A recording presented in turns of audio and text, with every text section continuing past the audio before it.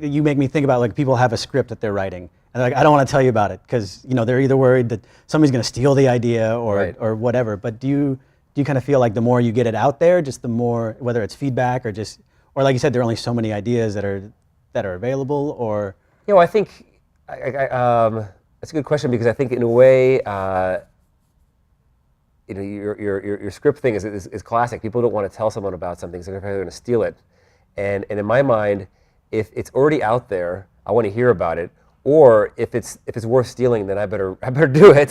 So I don't actually, I'm not worried about that. I think partly it's because I've done it a few times. I'm a little more self-confident that if it's a valid idea, and even if other people know about it, I'm capable of executing on it. So I'm not that concerned about people necessarily stealing the idea. So it's I do think the hard part is figuring out is it really a valid thing to do, and do you want to really commit yourself? And that's where, for me, the passion has to be there. I have to really love it in a deep way, and thinking about it for a long time tends to mean to me that I really am interested in it. If I only thought about it for a month or 2 months, and it may seem like the best idea ever, but for me it still seems a little fleeting. When I tell people about it, I'm pretty, and they start shooting it down. They say, oh, someone else is doing that, or it's not going to work, or blah blah blah. I get pretty discouraged pretty quickly. Yeah. But then if I continue thinking about it, then for me it has much more, because as part of the hard part of entrepreneurship is that it's so difficult, especially in the early days.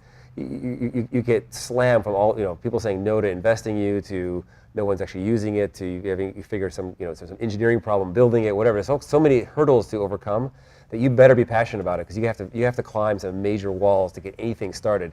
So I have to kind of prove that my own personal passion through my own kind of process to do it. Right. Like I said, some people just see a hole in the market, they're like, they just go.